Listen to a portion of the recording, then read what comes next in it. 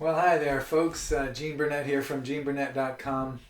Moved recently into a new place. I have a little bit bigger room, a little bit more space. It's wintertime. It's a little chilly and wet and rainy outside. My little flip cameras that I've been doing my videos with, boy, they're just not cutting it anymore. They're breaking down, and they don't make them anymore.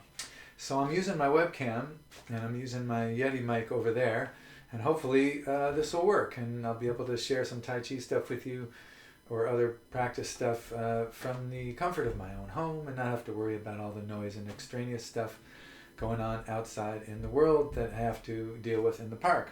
So, if you know me, you know that I love to do one leg balance stuff.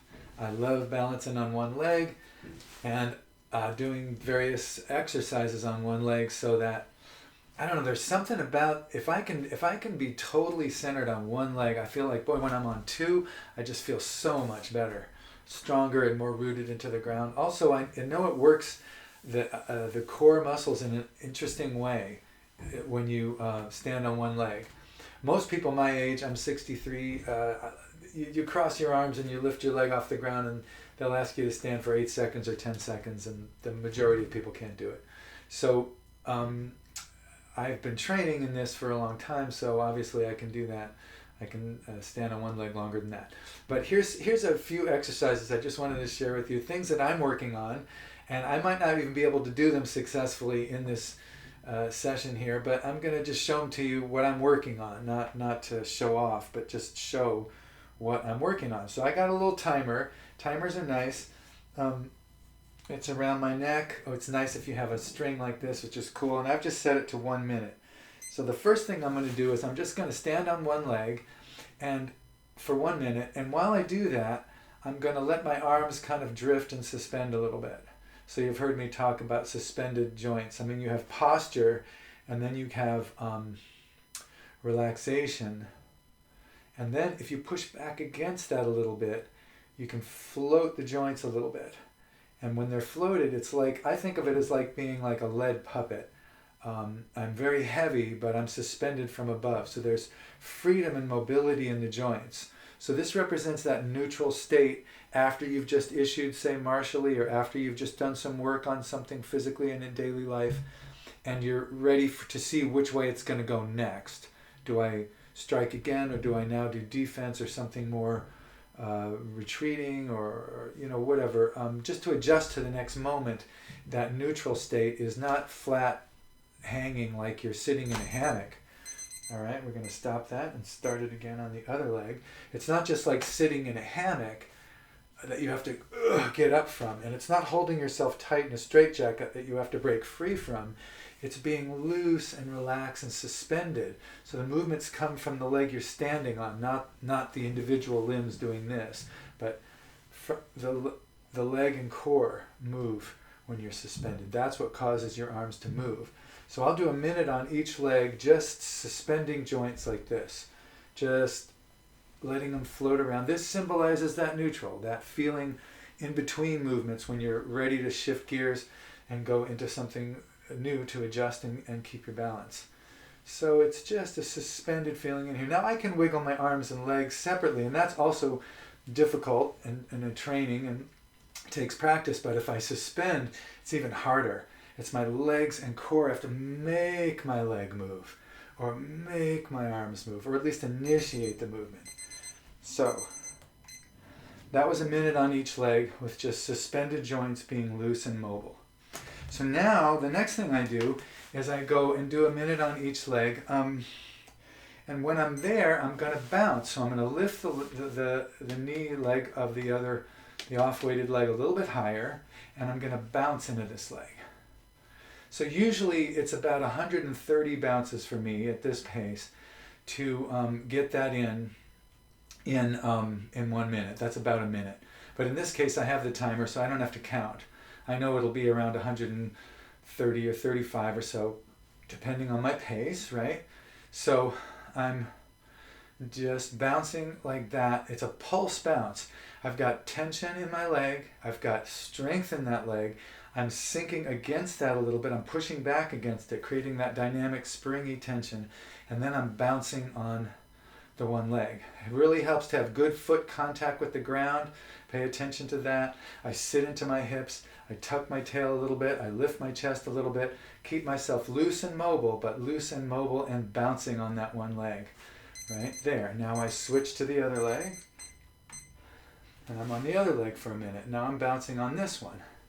So you may notice when you do this that your body's not symmetrical. Your organs aren't symmetrical internally, right? And also your body has a history, and the history isn't the same for both sides. For instance, my right ankle was badly sprained when I was in my early 20s. I mean, it was just flopping on the ground for about a month afterwards. Really sprained it badly.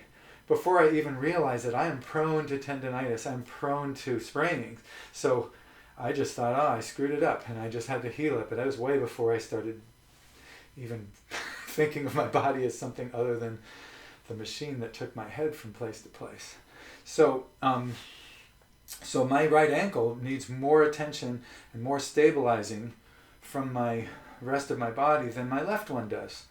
So, I have to take that into account. And again, it's a different kind of asymmetrical workout for your core and legs. So we'll take a short break there. So that's the second thing I do. So a minute on each leg, just suspending the joints, a minute on each leg with the bounce. Now, the hardest thing of all. What I try to do, and I'm pretty sure I won't be able to do this, is I try to see if I can kick, if I can do Tai Chi type kicks on one leg for the whole minute. And also have each one of those kicks come from the standing leg. I'm not saying this is the best way to kick or that Tai Chi has some special kicking. All I'm saying is this is the way we do it, at least in our school. You sink into the leg that's not kicking and you push off the ground with this leg, right? It's not just holding yourself static and straightening the other leg, which is a different way to do things. So I'm going to see if I can kick for a minute on my left leg, and then I'm going to see if I can kick for a minute on my right leg. Probably won't. I'll probably lose my balance. I'm going to try as many different kicks as I can think of and try to vary them without too much repetition. And if I lose my balance, I'm just going to put my foot down and try to get right back to it. So let's see what happens here on my left leg. So I'm sitting into my leg and I'm just doing a front heel kick. And then I'm doing kind of a separation of leg kick. Then I'm doing a side kick. Then I'm going to do lotus kick. Going to lift and do just a few different angles of the heel kick. Might do a toe kick or a low toe kick or a heel kick or another heel or another separation of legs. Sometimes I'll add hands to those. Do this, do that, do this, or I'll just have my hands up and I'll just repeat kicks. I'm doing okay here. I'm not losing my balance yet. Leg's getting tired though, the one that I'm standing on. It's already been 2 minutes of one leg balancing before this exercise. I find this a lot easier barefoot on wood than I do on the carpet.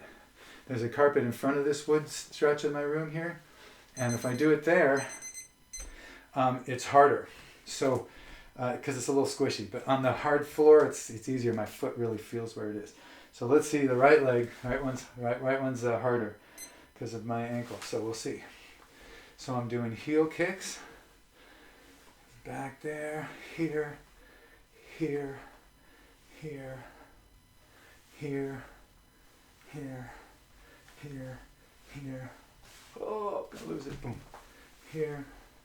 Let's see about that lotus one. That's a tricky one. Oh, let's do that again. Still on one leg. So far I just touched the ground once. Whoa. And keep those kicks coming. Gonna keep those kicks coming. 63, boys and girls. Not a spring chicken. And I can still do this kind of thing because, why? I practice. So this is a kind of a odd exercise. You might think, oh, what good does this do you? But I'll tell you, man, when I do a regular kick with both feet on the ground, and then suddenly I shift and kick, from doing this kind of stuff, from doing this, when I just do a regular kick, it feels like nothing. And when I get to the kicks in the form, it's like to balance on one leg for, that amount of time compared to a minute. No problem. So anyway, I just love what it does for the core. I love what it does for my balance and the different sides of my body and my equilibrium and stuff. And it's, it's an attribute.